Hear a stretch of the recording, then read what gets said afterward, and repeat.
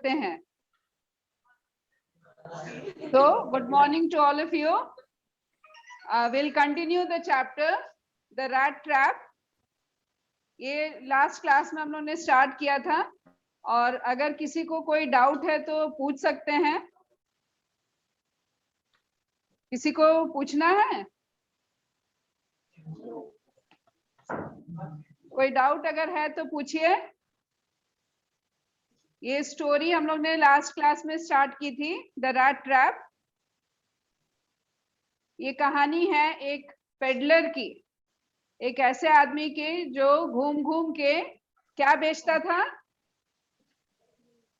अपने माइक्स को ऑन कीजिए, हमको भी पता चलना चाहिए कि आपको कितना समझ में आया है।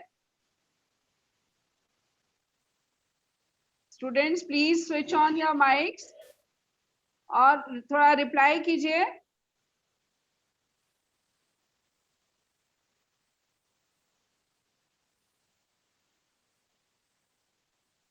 एक आदमी था जो कि घूम के रैट ट्रैप्स सेल करता था। रैट ट्रैप्स सेल करने से उसको बहुत ज्यादा प्रॉफिट नहीं होता था, तो वो कभी कभी कोई छोटी मोटी चोरी भी कर लिया करता था। उसके पास कोई रिलेटिव नहीं था, एकदम अकेला था, कोई घर नहीं था, तो दिन भर अपना घूम घूम के वो रैट ट्रैप्स बेचा करता था। और रात में उसको जहां भी शेल्टर मिलता था, जहां भी रात गुजारने के लिए जगह मिलती थी, वो वहीं पे सो जाया करता था। तो एक दिन वो एक क्रॉफ्टर के यहाँ जाके सोया, जो कि एक आदमी, एक ओल्ड मैन के यहाँ गया। और वो जो ओल्ड मैन था वो भी अकेले रहता था। तो ओल्ड मैन ने जब इसको देखा, जब इसने दरवाजा खटखटाया और उसने देखा, तो ओल्ड मैन जो था वो काफी खुश हुआ। उसकी वजह थी कि कम से कम उसको एक कंपेनियन मिल गया था, उसके साथ भी कोई रहने वाला नहीं था, कोई बात करने वाला नहीं था। तो जब ये पेडलर उसके यहाँ गया तो उसको बहुत खुशी हुई कि चलो एक कंपेनियन उसको मिल गया है। दोनों ने बहुत अच्छे से पहले डिनर किया, उसके बाद कार्ड्स खेले, टोबैको च्यू किया, टोबैको स्मोक किया, एंड फाइनली उसके बाद जो क्रॉफ्टर था, जो ओल्ड मैन था, उसने ये भी बताया कि पहले तो वो एक आयरन फैक्ट्री में काम करता था, लेकिन क्योंकि अब उसकी एज बहुत ज्यादा हो गई थी और उसको फिजिकली वो परमिट नहीं करता था कि वो आयरन फैक्ट्री में काम करे, इसलिए उसने एक काव रख ली थी। और काव का दूध जो है वो उसको सेल करके और पैसे कमा लेता था।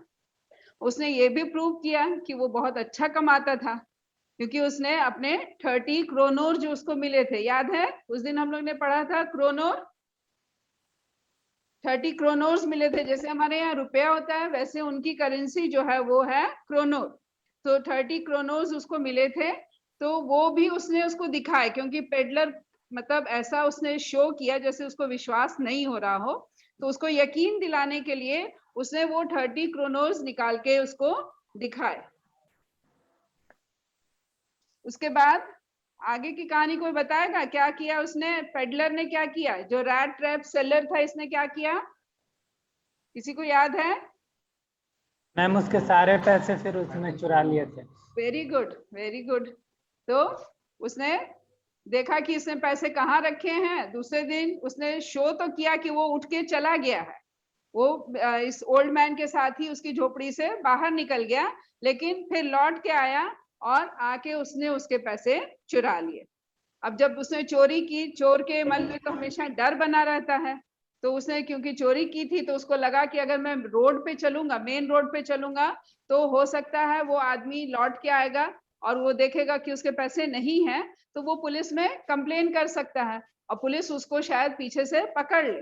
तो इस डर से, पकड़े जाने के डर से, उसने क्या किया, जो मेन रोड थी उसको छोड़ दिया। उसने सोचा कि, क्या सोचा उसने, कि जंगल के रास्ते से मैं चला जाऊंगा, जंगल के रास्ते से जाऊंगा तो मुझे पुलिस नहीं पाएगी, नहीं पकड़ेगी। Very good.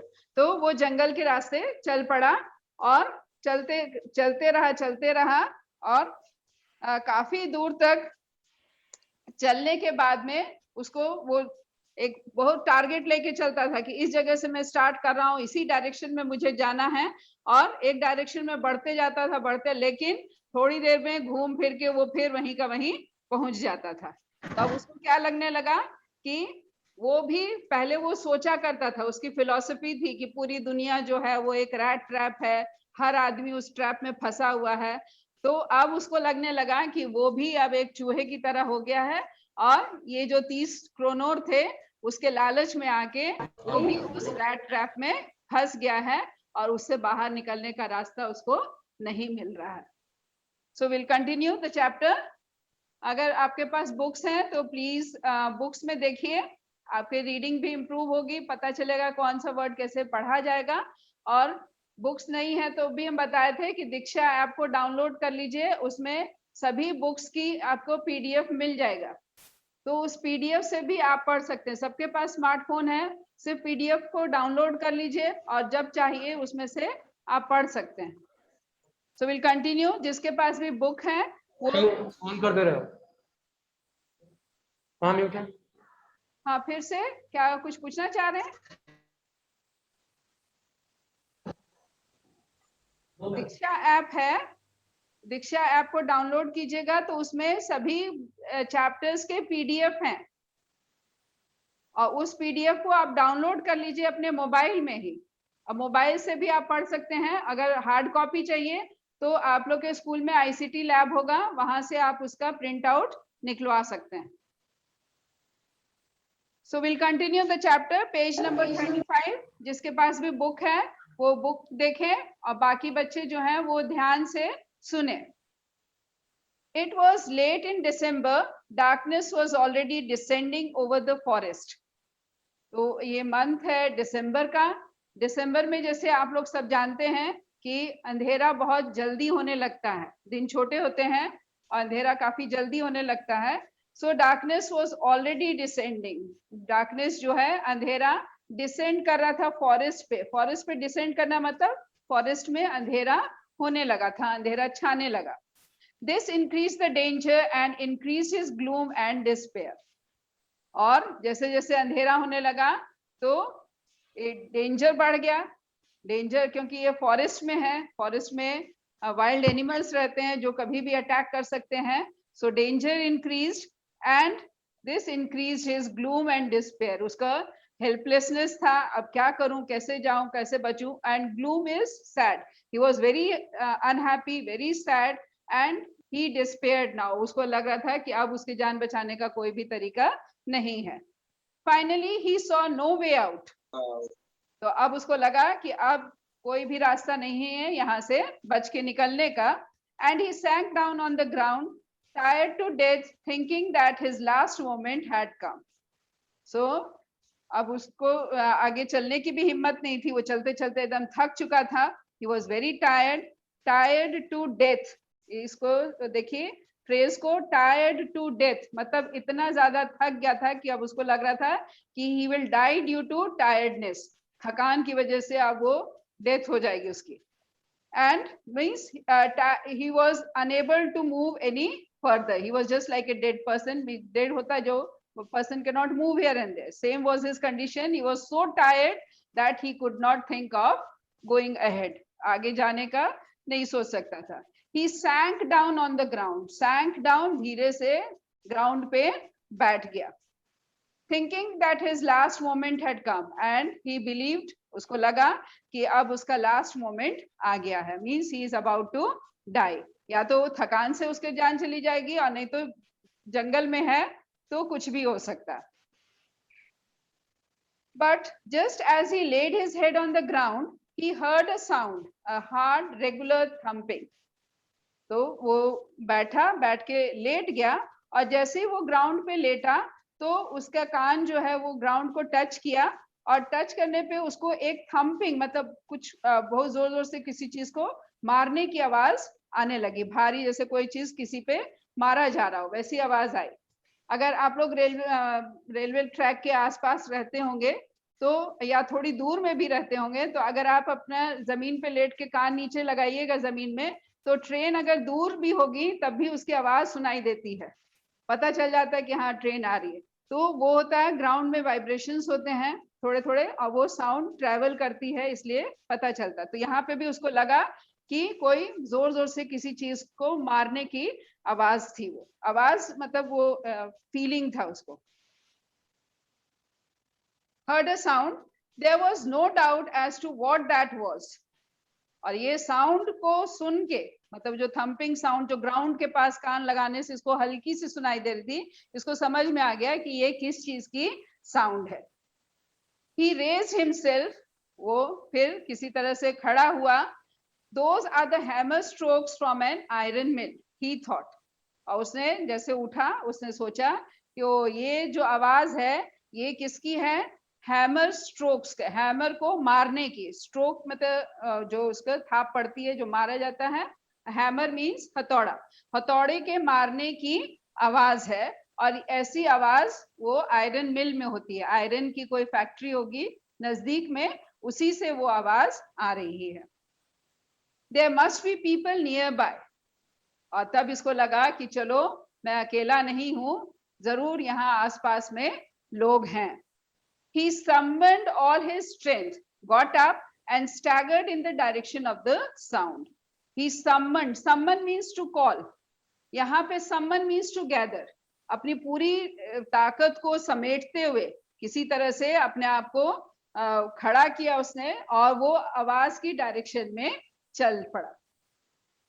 The Ramsjo Iron Works, which was now closed down, were not so long ago a large plant with smelter, rolling mill and forge. तो वो जो जिस डायरेक्शन में जा रहा था, जो आयरन मिल थी, वो कौन सी थी? राम्सजो आयरन वर्क्स, उसका नाम था।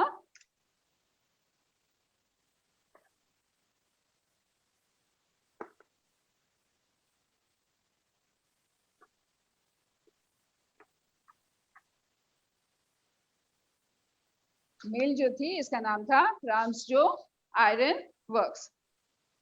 सो which are now closed down. तो ये जो मिल थी ये अभी पूरी स्ट्रेंथ में काम नहीं कर रही है, लगभग इसके काफी पोर्शन जो है वो बंद हो चुका है।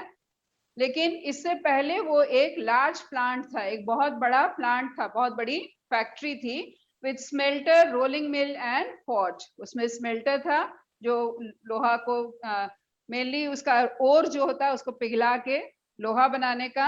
रोलिंग मिल थी जिससे कि वो लोहे की चदरें वगैरह बनती होंगी। एंड फॉर्ज, फॉर्ज होता है जहाँ पे आग जलाई जाती है, आग जला के लोहे को जो पिघलाया जाता है।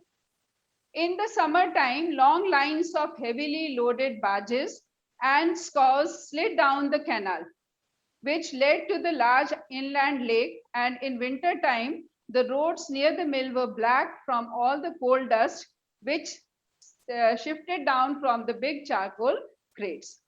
So, ये पहले की बात है कि जब समर टाइम होता था तो वहां पे कैनाल्स यूज होती थी। कैनाल्स होती हैं द रिवर वाटरवेज, जो कि आर्टिफिशियली बनाई जाती है। जैसे एक रिवर अगर आपने देखी है तो रिवर जो होती है वो नेचुरल होती है, मतलब वो अपने से बनी हुई होती है। लेकिन कैनाल्स जो होती हैं वो ऐसी ही छोटी छोटी नहरें होती हैं, हिंदी में उसको नहर बोलते हैं, उसको बनाया जाता है ताकि एक जगह से दूसरी जगह पानी ले जाया जा सके। तो समर टाइम में उस नदी में जो नदी थी उसके अंदर बार्जेस थे, उसके अंदर स्काउस थे। तो स्काउस हो गई छोटी छोटी बोट, छोटी बोट हो गई, बड़ी बड़ी बोट्स हो गई, उससे कोयला लाया जाता था। In the led to the large inland lake. Inland lake वो जो क्या बोलेंगे, बिग लेक, लेक मतलब होता है तालाब या झील। बड़ी जो तालाब छोटा होता है उससे जो थोड़ा बड़ा होगा उसको हम बोलते हैं झील या लेक। तो उसको लेक में लेक की ओर उसको लाया जाता था, और उस लेक से ये लेक के बगल में आयरन फैक्ट्री थी जहां पे वो अनलोड होते थे कोयला, जो sorry not iron was unloaded, और वहां पे आयरन मिल में फिर उसके डिफरेंट स्ट्रक्चर्स बनाए जाते थे। बात तो कोई डाउट है?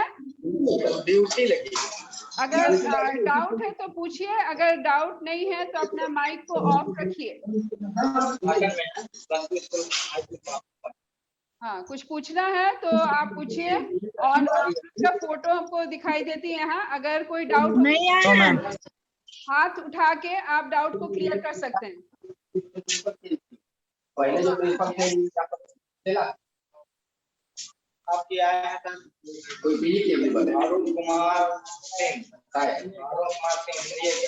अपने माइक्स को स्विच ऑफ कीजिए, म्यूट कर दीजिए उसको। तो विंटर समर टाइम में वाटरवेज यूज होते थे, मतलब पानी के थ्रू आयरन लाया जाता था, जो कि इस मिल में आके फिर उसको डिफरेंट शेप दी जाती थी। और विंटर्स में ये रोड के थ्रू लाया जाता था, रोड से आता था, और क्योंकि रोड से आता था तो सब तरफ।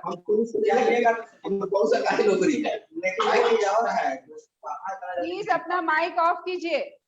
The roads near the mill were black from the coal dust, which shifted down from the big charcoal crates. वो लोहे को पिघलाने के लिए चारकोल लाया जाता है। चारकोल मतलब कोयला लाया जाता था। तो जब वो लाया जाता था रोड्स के थ्रू, तो उसमें से कोयला उड़ के नीचे रोड के किनारे भी पड़ा रहता था। तो रोड के जो साइड्स में थी, that became black because of the charcoal dust. During one of the long dark evenings just before Christmas,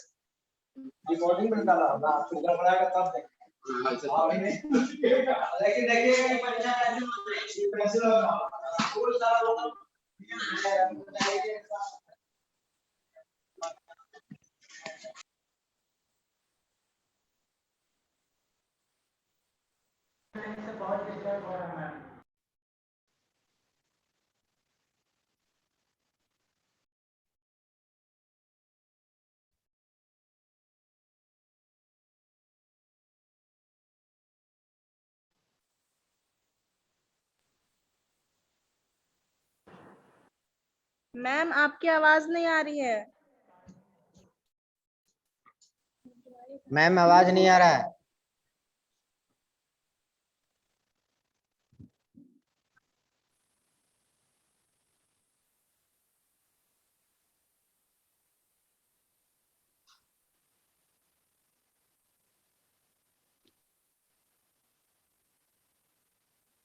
during one long dark evening, अब आ रही आवाज? आवाज Yes, आ रही है? Yes ma'am. So एक डार्क इवनिंग थी। Evening means here night, one dark night just before Christmas, Christmas के ठीक पहले, जो मास्टर स्मिथ यहाँ पे हुआ, जो यहाँ पे एक्चुअली बात की गई है ब्लैक स्मिथ की। ब्लैक स्मिथ मतलब लोहार। तो लोहार में मास्टर स्मिथ हो गया, जो उन लोग का हेड था। जितने भी ब्लैक स्मिथ्स थे उनका हेड जो हुआ master Smith, and his helper, और उसका हेल्पर था, sat near the dark forge. Forge होता है जिस जगह में वो कोयला डाला जाता है, आग को और मतलब बढ़ाया जाता है। Near the furnace waiting for pig iron. Pig iron is a type of iron जिसकी क्वालिटी थोड़ी सी लो रहती है, अदर आयरन से थोड़ी सी लो रहती है, उसको बोलते हैं pig iron.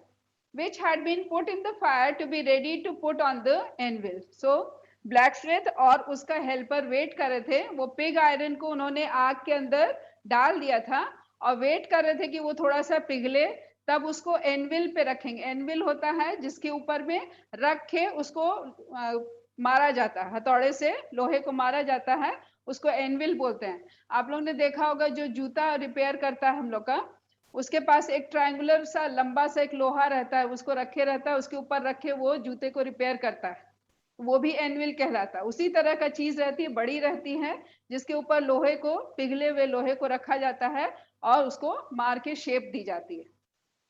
So they were waiting कि वो पिग आयरन जो है वो थोड़ा सा पिघल जाए, तो उसको उस पे एनविल पे रखेंगे और उसको मार के प्रॉपर शेप देंगे।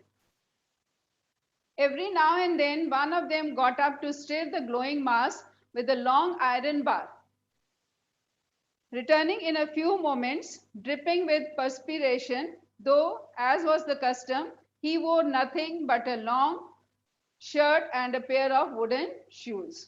So, वो आग के अंदर वो पिग आयरन को डाला हुआ था। थोड़ी थोड़ी देर में जो हेल्पर था वो एक बड़ा सा आयरन का रॉड लेके और उसको हिला रहा था। जो पिग आयरन का जो ढेला या पत्थर के जैसे बड़ा सा पीस जो उसमें डाला हुआ था उसको हिला देता था। और जब वो लौट के आता था तो ही वॉज प्रेस्पायरिंग। प्रेस्पिरेशन मतलब पसीना से पूरा भीग जाता था, उसको पसीना आ जाता था, क्योंकि आग जो है वो बहुत तेज थी। तो थोड़ी दूरी पे बैठता था, लेकिन जब उसको हिलाना रहता था तो एक लंबा सा रॉड लेके उसको हिलाता था। दूर से करने पे भी वो पसीने से पूरी तरह से भीग जाया करता था।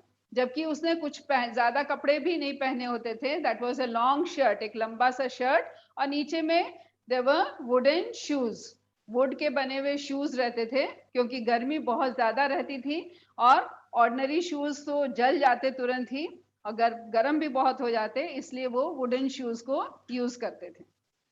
All the time there were many sounds to be heard in the forge. और वो जो जहाँ पे आग जलती थी वहां तरह तरह की आवाजें निकलती रहती थी। चारकोल भी कोयला जब हम लोग जलाते हैं तो उससे कभी कोई चिंगारी निकलती है, कभी पटाखे की तरह से आवाज निकलती है, तो इस तरह से तरह तरह की आवाजें निकलती रहती थी। Big bellows gloomed and the burning coal cracked. Bellow होता है जिससे कि हवा पंप की जाती है, जिससे कि लोहा जो कोयला है वो और अच्छे से जलता है। तो बेलोइंग की आवाज होती थी। फिर जो कोयला था वो जब जलता था वो क्रैक करता था, कभी पटाखे की तरह फटता था। तो इस तरह की आवाजें उसमें से निकल रही थी। The fire boy shoveled charcoal into the maw of the furnace with a great deal of clatter। और एक वहां पे फायर बॉय था। फायर बॉय वो बच्चा जो कि उठा उठा के कोयला उसके अंदर डाल रहा था। तो जब डाल रहा था तो बहुत सी क्लैटरिंग आवाज करता था। वो लोहे का एक चीज रहता है, स्पेड टाइप का, उससे उठा उठा के वो उसके अंदर फर्नेस में डाल रहा था। Outside roared the waterfall and a sharp north wind whipped the rain against the brick tiled roof। So बाहर में वाटरफॉल की आवाज थी। वाटरफॉल मतलब झरना, पानी का जो झरना रहता है उसको हम लोग वाटरफॉल बोलते हैं। तो पानी के झरने की आवाज, पानी गिरने की आवाज आ रही थी। फिर हवा भी बहुत तेज चल रही थी and it was also raining, बारिश भी होने लगी थी, जो कि जो रूफ पे जब पानी की बूंदें गिर रही थी तो वो भी आवाज कर रही थी। It was probably on account of all this noise that the blacksmith did not notice that a man had opened the gate and entered the forge until he stood close up to the furnace। So इतनी सारी आवाजें जो हो रही थी, इसकी वजह से जो ब्लैकस्मिथ था, जो लोहार था, शायद उसको पता नहीं चला कि कब किसी ने गेट खोला और गेट के अंदर भी आके वहां फर्नेस तक पहुंच गया है। Surely it was nothing unusual for poor vagabonds without any better shelter for the night to be attracted to the forge by the glow of the light which escaped through the sooty panes and to come in to warm themselves in front of the fire। So it was nothing unusual। तो जब वो एक आदमी gate खोल के अंदर आ जाता है, now this time this was the rat trap seller, वो अंदर जब आ जाता है तो एक तो इतनी आवाजें होती हैं कि गेट खुलने की आवाज किसी को पता नहीं चलती, और फिर दूसरी मेन बात जो थी कि ये कोई अनयूजुअल बात नहीं थी। अक्सर वहां पे ऐसा होता था कि कोई ना कोई आदमी वहां पे आ जाता था। कैसे आदमी आते थे? दे वर वेगाबॉन्ड्स। वेगाबॉन्ड्स वो होते हैं जिनका अपने रहने का कोई ठिकाना नहीं होता। तो ऐसा होता था कि कोई भी आदमी जिसके पास रहने के लिए जगह नहीं होती थी तो वो इसमें चला आता था और आके रात बिता के वहां से चला जाता था। इसीलिए ब्लैकस्मिथ ने उसको ज्यादा नोटिस नहीं किया, उस पर ज्यादा ध्यान नहीं दिया। The blacksmiths glanced only casually and indifferently at the intruder. He looked the way the people of his type usually did, with a long beard, dirty rag, and with a bunch of rat traps dangling on his chest। So the blacksmith ने एक बार glance किया। Glance मतलब हल्की सी एक नजर से देखना, ठीक से नहीं देखना, हल्के से देखना। And he was indifferently, indifferent मतलब उसको कोई फर्क नहीं पड़ा कि कोई भी एक आदमी आ गया, बगैर उसको नोटिस किए, उस पर गौर नहीं किया उसने। At the intruder, intruder means जो कि बगैर परमिशन के अंदर आ गया हो, उसको बोलते हैं इंट्रूडर। तो ये जो रैट ट्रैप सेलर था ऐसे ही अपने आप से अंदर चला आया था, उसने किसी की परमिशन तो ली नहीं थी। तो ब्लैक स्मिथ को भी पता था कि यहाँ पे ऐसे घूमते फिरते लोग आ जाते हैं, रात बिताते हैं और फिर चले जाते हैं, इसलिए उसने भी उस पर ध्यान नहीं दिया। और ये इसी तरह के लोग आते थे, जैसे ये आदमी था, इसका क्या था, there was a long beard, लंबी सी दाढ़ी थी, डर्टी रैग्ड क्लोथ्स थे, उसके कपड़े जो थे वो बहुत पुराने फटे और उसमें रंग उड़ा हुआ था। एंड एक और बंच ऑफ रैट ट्रैप्स, ढेर सारे रैट ट्रैप्स जो थे वो डैंगल कर रहे थे। डैंगलिंग मीन्स लटके हुए थे, उसने बांध के अपने लटका के रखे थे। He asked permission to stay, and the master blacksmith nodded a haughty consent without honoring him with a single word. So he asked permission. Rat trap seller ने उससे permission मांगी कि मैं क्या रात भर यहाँ रह सकता हूँ।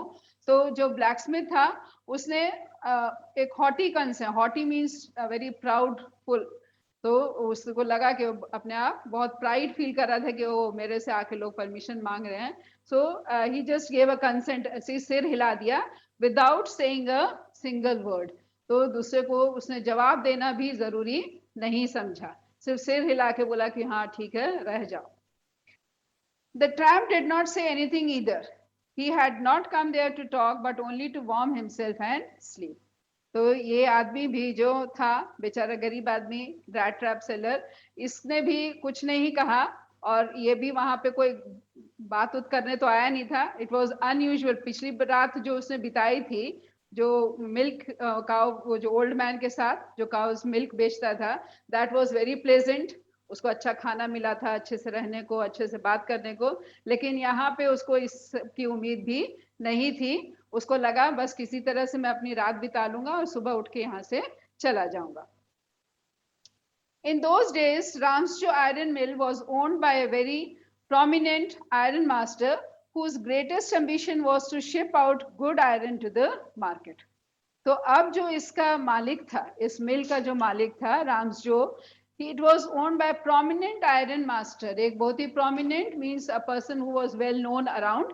उसके वो उसको own कर रहा था और इसका ambition था, उसकी एक इच्छा थी कि वो वहां से सबसे अच्छा गुड आयरन, अच्छा आयरन मार्केट में सप्लाई करे।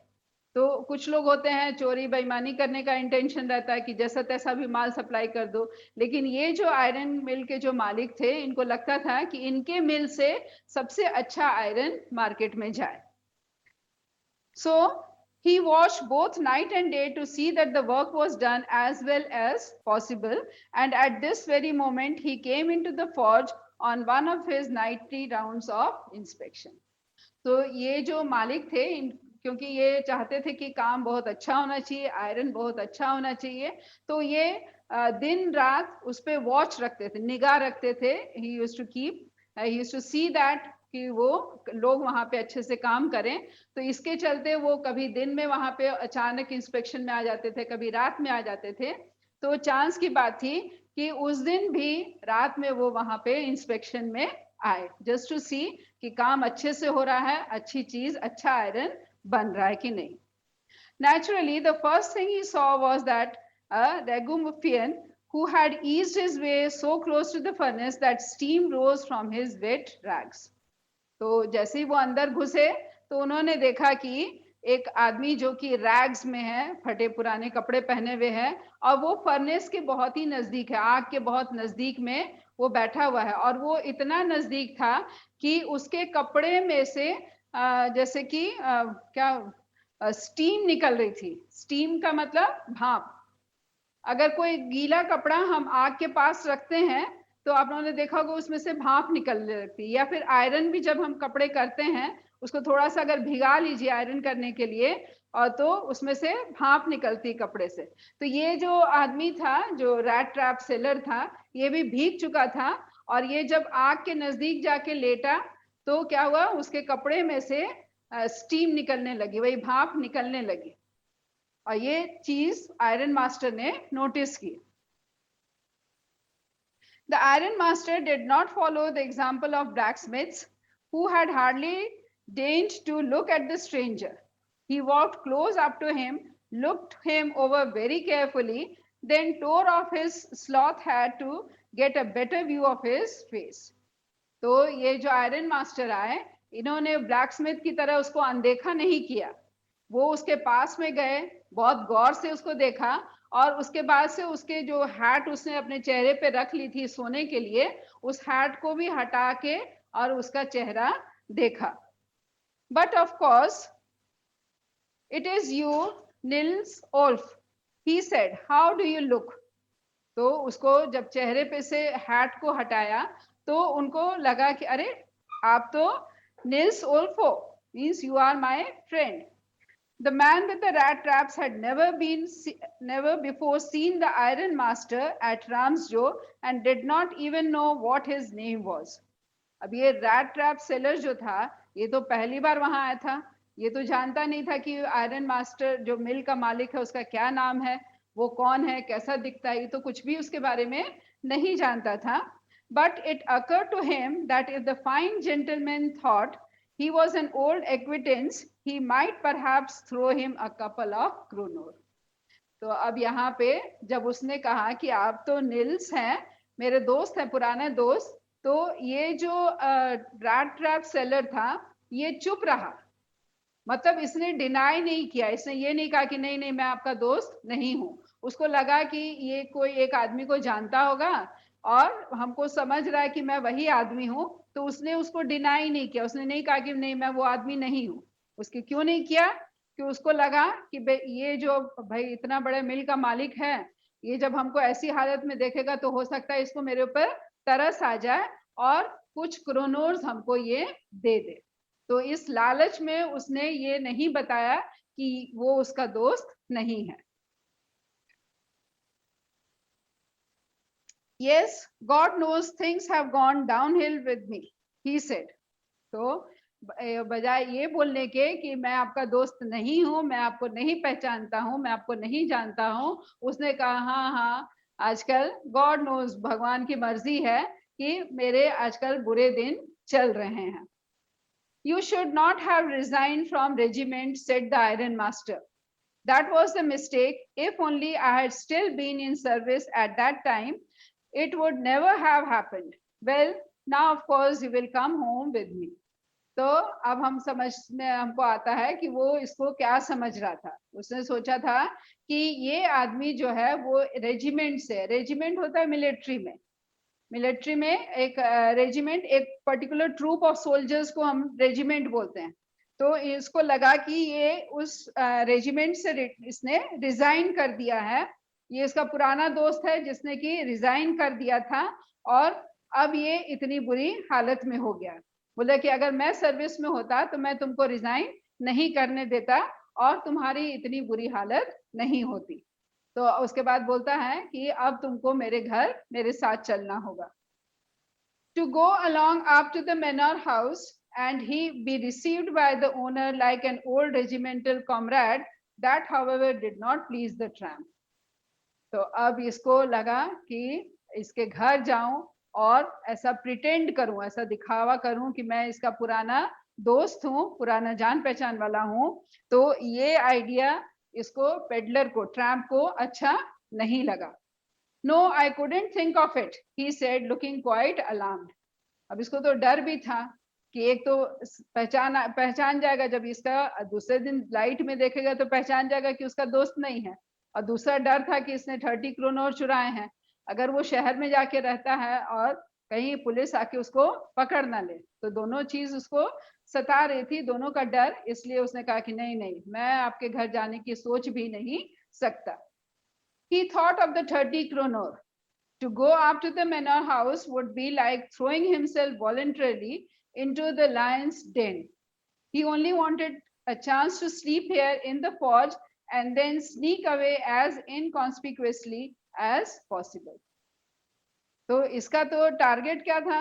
30 क्रोनोर इसके पास थे, चुराई हुई रकम इसके पास थी, और फिर वो एक आयरन मास्टर के पास में जाके रात स्पेंड करे, वहां वो पहचाना जाए कि उसका दोस्त नहीं है, या फिर हो सकता है दूसरे दिन तक ये न्यूज स्प्रेड हो जाए कि एक रैट ट्रैप सेलर आया था जिसने कि 30 क्रोनोस चुरा लिए हैं, तो वहां पे उसको पकड़े जाने का भी डर था. तो ये सब डर की वजह से उसने वो किसी भी हाल में उसके साथ जाने के लिए तैयार नहीं हो सकता था। इसका तो एक ही एम था कि रात भर वो वहां पे रहे, गर्म जगह मिल गई थी, जानवरों का डर नहीं था, तो at least he can spend the night peacefully, और दूसरे दिन सुबह में चुपचाप उठ के वहां पे चोरी से निकल जाना, मतलब इनकॉन्स्पिक्युअसली, मतलब बिना दिखावा किए, बिना किसी और को ज्यादा लोग उसको ना देख पाए, बस चोरी से छुपके से अपने वहां से निकल जाने का उसका एम था। The Iron Master assumed that he had felt embarrassed because of his miserable clothing. और आयरन मास्टर सोच रहा है कि ये इसका दोस्त जो कि पहले कैप्टन होता था वो है, तो उसको लगा, आयरन मास्टर को लगा, जब कोई भी एक बहुत अच्छा आदमी रहे, अच्छे पोस्ट पे रहे, और फिर उसके दिन अगर बहुत बुरे आ जाते हैं, तो वो नहीं चाहता है कि ज्यादा लोगों को पता चले उसके बारे में, तो उसकी पूरी बुरी कंडीशन के बारे में पता चले, तो वो नहीं चाहता था कि वो मतलब दिखाए भी और आयरन मास्टर को उसका पता चले और औरों को भी वो इस बात का बता दे कि ऐसा ऐसा हुआ है। सो इसलिए उसको लगा कि आयरन मास्टर को लगा कि he is feeling embarrassed, embarrassed माने खराब लगना, बहुत उसको खराब लग रहा है, इसलिए वो उसके साथ जाने को तैयार नहीं है। Please don't think that I have such a fine home that you cannot show yourself there. तो उसको बोलता है कि ये मत सोचो कि मेरे पास एक बहुत ही अच्छा घर है और उस अच्छे घर में तुम ऐसी हालत में नहीं जा सकते हो। He said, Elizabeth is dead. Elizabeth, probably his wife, जो उसकी wife थी, she is dead. As you may already have heard, my boys are abroad. उसने कहा मेरी वाइफ एलिजाबेथ की डेथ हो गई है और मेरे बच्चे जो हैं वो विदेश में रहते हैं। And there is no one at home except my oldest daughter and myself. बोलता है कि घर में और कोई नहीं है, सिर्फ मेरी बड़ी वाली बेटी है और मैं खुद रहता हूँ। We were just saying that it was too bad we didn't have any company for Christmas. अब बोला कि मैंने भी, हम लोग को बहुत बुरा लग रहा था, मुझे और मेरी बेटी को, कि इस क्रिसमस में हमारे को कंपनी देने के लिए कोई नहीं होगा, कोई हमारे साथ क्रिसमस मनाने के लिए नहीं होगा। Now come along with me and help us make Christmas food disappear a little faster. तो बोलता है कि अब तुम मेरे साथ आओ, मेरे साथ चलो और हम लोग मिलके खाना खाएंगे। Christmas food disappear little faster means जल्दी जल्दी हम लोग क्रिसमस का जो खाना रहेगा उसको खत्म करेंगे, मतलब एंजॉय करेंगे। हम लोग मिलके क्रिसमस मनाएंगे और क्रिसमस का खाना भी एंजॉय करेंगे, हम लोग को भी अच्छा लगेगा कि हमको कोई कंपनी मिल गई। But the stranger said no, and again no, and the Iron Master saw that he must give in. तो आयरन मास्टर उससे बार बार रिक्वेस्ट करते रहे कि चलो चलो मेरे घर चलो, और हर बार ये नो बोल रहे, ये जाने को तैयार नहीं हो रहे थे। एंड फाइनली जो आयरन मास्टर था, ही गेव इन मतलब उन्होंने अपनी हार मान ली, तो उन्होंने छोड़ दिया कि ठीक है, तुम नहीं जाना चाहते हो तो तुम बेशक मत जाओ। It looks as though Captain Von Stahel preferred to stay with you tonight, Sergeant Strong, he said to the master blacksmith and turned on his heel. तो उसने कहा कि लगता है कि जो कैप्टन है, he wants to spend the night with you. Blacksmith को बोलता है कि आपके साथ ये शायद रहना पसंद करते हैं, और फिर वो वहां से चले जाते हैं। But he laughed to himself as he went away.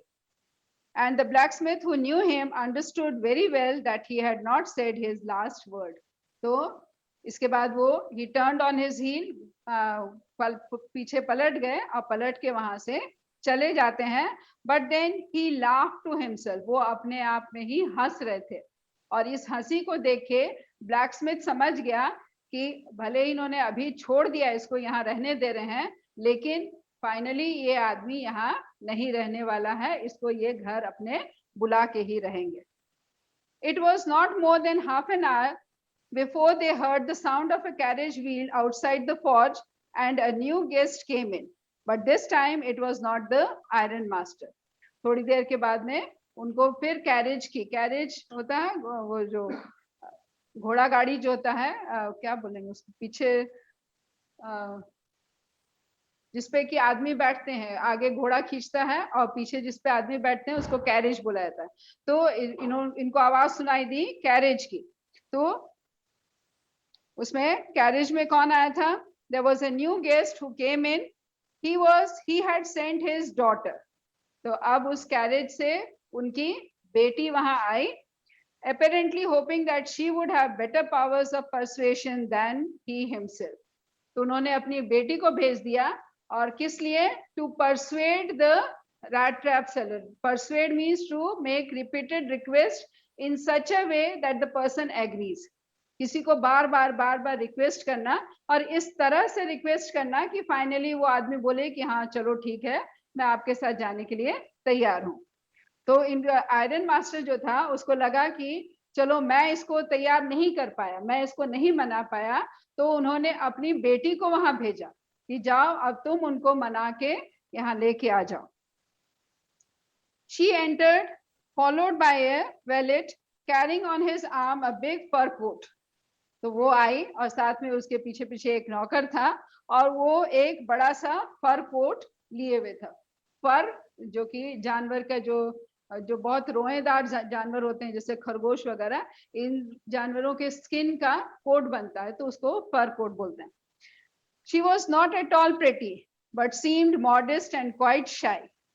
तो ये जो लड़की आई थी, she was not pretty, उसको सुंदर नहीं कहा जा सकता, लेकिन she was modest, बहुत ही modest थी, means behaved in a very dignified manner, बहुत अच्छे से। She looked good and quite shy. She was shy. Shy means थोड़ा सा शर्मीली टाइप की थी। In the forge, everything was just as it had been earlier in the evening. Forge में सब कुछ वैसे ही था। ब्लैकस्मिथ बैठा हुआ था, एक हेल्पर जो था वो काम कर रहा था, और ये जो रैट ट्रैप सेलर था ये ठीक फर्नेस के थोड़ा दूर लेटा हुआ था। The master blacksmith and his apprentice still sat on the bench, and the iron charcoal still glowed in the furnace. The stranger had stretched himself out on the floor. Stranger जो था वो late गया था floor पे, and lay with a piece of pig iron under his head. और एक pig iron, एक जो आयरन का एक बड़ा सा टुकड़ा जो था, वो pig iron is a type of iron, एक तरह का आयरन होता, उसका बड़ा सा टुकड़ा अपने सिर के नीचे तकिए की तरह यूज करके उसको रखा था। His hat pulled over his eyes. और आंख, वो जो आंख जल रही थी उसकी चमक से आंखों को बचाने के लिए एक हैट को उसने अपने आंखों पे रख लिया था। As soon as the young girl caught sight of him, she went up and lifted his hat. तो लड़की ने जैसे ही उसको देखा, उसके नजदीक गई और उसकी हैट को हटाया। The man was evidently used to sleeping with one eye open. He jumped up abruptly and seemed to be quite frightened. Now, the man seemed to used to sleeping with one eye open. Sleeping with one eye open इसका मतलब होता है कि बहुत ही हल्की नींद सोना, means छोटी सी आवाज से भी जग जाना। तो जैसे उस लड़की ने उसकी हैट को हटाया, ये आदमी जो है इसकी नींद टूट गई, और नींद टूटी तो डर गया और अचानक उठ के बैठ गया। And he seemed quite frighten, ये बहुत ज्यादा डरा हुआ लग रहा था। My name is Edla Wilmanson, said the young girl. My father came home and said that you wanted to sleep here in the forge tonight, and then I asked permission to come and bring you home to us. I am so sorry, Captain, that you are having such a hard time. तो अब इस लड़की ने जब वो उठ के बैठा तो इसने बताया कि मेरा नाम है एडला विलमैनसन और मेरे पापा यहाँ आए थे। पापा ने मुझे बताया कि आप यहीं सोना चाहते हैं, you want to sleep here only, तो आई हैव कम हियर, मैं आपको यहाँ से परसुएड करके अपने घर लेके जाना चाहती हूँ। And I am so sorry, मुझे बहुत ही अफसोस हो रहा है कि आपकी हालत ऐसी हो गई है। शी लुक्ड एट हिम कंपेंशेटली, बहुत ही मतलब बहुत ही प्यार से, बहुत उदारता से उसने देखा। With the heavy eyes and she notice the man was afraid, और उसने इस बात को गौर किया कि ये आदमी जो था ये बहुत ही ज्यादा डरा हुआ था। जैसे उसने हैट हटाई वो अचानक उठ के बैठ गया था, और उसकी आंखों में डर जो है वो साफ नजर आ रहा था। Either he has stolen something or else he has escaped from jail, she thought. अभी लड़की जो थी, she was quite intelligent, इसने देखा कि ये आदमी इतना ज्यादा क्यों डर गया है, तो उसको लगा कि दो ही रीजन हो सकती है कि या तो ये आदमी कुछ चुरा के भागा है और नहीं तो ये जरूर जेल से भागा हुआ कैदी है। एंड एडेड क्विकली, तो अब इसको समझ में आ गया कि ये आदमी भाग रहा है, किसी चीज से भाग रहा है, या तो चोरी करके भागा है या फिर जेल से भागा है, तो दोनों कंडीशन में ये आदमी बचना चाहता है। तो इसलिए वो क्या बोलती है, you may be sure captain that you will be allowed to leave us just as freely as you came, only please stay with us over Christmas Eve. तो ये उसको विश्वास दिलाती है कि जैसे तुम आज आजाद हो, मतलब जितने आजाद हो, you can move about freely, उसी तरह से तुमको हम भी फ्रीली जाने देंगे। मतलब ये एक तरह से उसको विश्वास दिला रही है कि हम पुलिस को इन्फॉर्म नहीं करेंगे, बस we only want you to spend the Christmas Eve with us, बस क्रिसमस ईव हमारे साथ तुम स्पेंड कर दो, और जिस तरह से आज तुम फ्री हो इसी तरह से तुमको हम क्रिसमस के बाद वहां से जाने भी देंगे। So we will stop here students. अभी तक का जितना चैप्टर हुआ है, किसी को अगर कोई डाउट है तो आप पूछ सकते हैं। अपने माइक्स को अनम्यूट करके अगर कुछ पूछना चाहते हैं तो पूछ सकते हैं। एंड जस्ट अ रिकैप, ये जो रैट ट्रैप सेलर जो है ये पहले मिलता है एक ओल्ड मैन से, सेकेंडली ये मिलता है आयरन मिल के मालिक से, master of the iron mill. Iron mill का नाम है राम्सजो आयरन वर्क्स, यहाँ पे मिलता है। और जब ये घर जाने, आयरन मिल का जो मालिक है, the master, he feels that he is his friend, his old friend captain Stahl. तो उसको लगता है कि ये उसका दोस्त है, और अब ये दोस्त क्योंकि इसकी कंडीशन बहुत खराब हो गई है, ये मेरे साथ नहीं जाना चाहता है, तो वो अपनी बेटी को भेजता है कि तुम जाके उसको मना के घर ले आओ। तो बेटी आती है, आके उसको मनाती है। हाँ, किसी को कोई डाउट या कोई क्वेश्चन पूछना हो तो? मैम, आयरन मिल के मालिक का क्या नाम था और उनकी बेटी का? हाँ, बेटी का नाम एडला दिया है बेटा, लेकिन आयरन